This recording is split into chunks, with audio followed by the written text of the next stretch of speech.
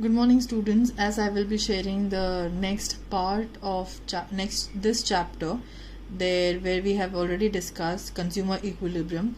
Now, certain assumptions are to be discussed here. First assumptions, which is related to the assumption relating to the consumer equilibrium, that is rational consumer. Now, rational consumer is assumed where it is a person who wants to get maximum satisfaction out of the given income which he acquires. That is the rational consumer. Now here he is assuming that the consumer should be rational enough.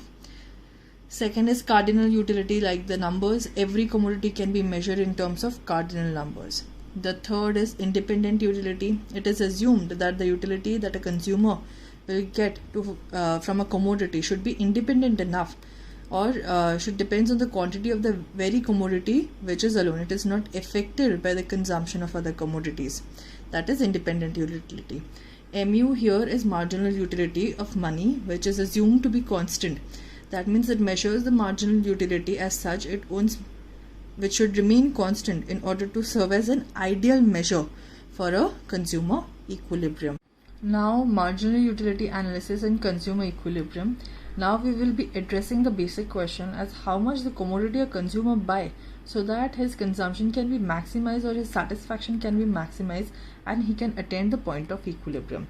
Now in the MU analysis there are two theories to be solved. First is when only one commodity is consumed, and second is when two or more commodities are consumed. Today we will be learning only where one commodity is consumed. Now here the consumer equilibrium, in one commodity case there are certain factors which are involved. First is the price of the commodity, second is the marginal utility of that particular commodity, third is the marginal utility of money. Now here I have written the definition of marginal utility of money. Now marginal utility of money is also known as worth of a rupee to a consumer. Now what do you mean by marginal utility of money? In terms of utility that the person derives from a standard basket, like 500 grams of sugar, 1 kg of rice, 500 grams of salt. These are the standard baskets of goods that he or she can buy with a given amount of a rupee. That is known as marginal utility of rupee. Now suppose, for example, if a rupee can buy 500 grams of sugar, which represents a standard basket, then 4 is to be taken as marginal utility. Why? Because if the total utility of this good, say 4 utils, then the consumer will be considering 4 as the marginal utility of money. This becomes his standard reference whenever he is buying any commodity, that buying a unit of that commodity for a particular period of time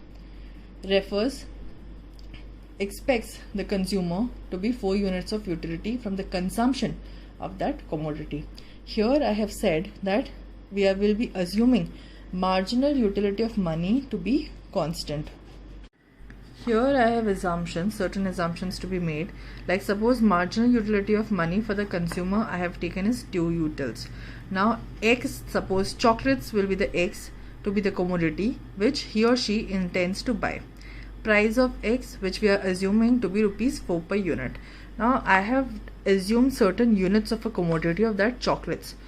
First unit, second unit, third unit, fourth unit, fifth unit and sixth unit. Similarly, I have assumed the marginal utility of that particular commodity to be satisfied, that is 20, 18, 16, 8, 0, minus 5. Now when I talk in terms of rupees with respect to the marginal utility, I have taken here assume that 2 utils will be equal to 1 rupee. Okay, so similar arithmetic calculation. I have given a simple division which will be only 2 utils. I have to divide it by 2.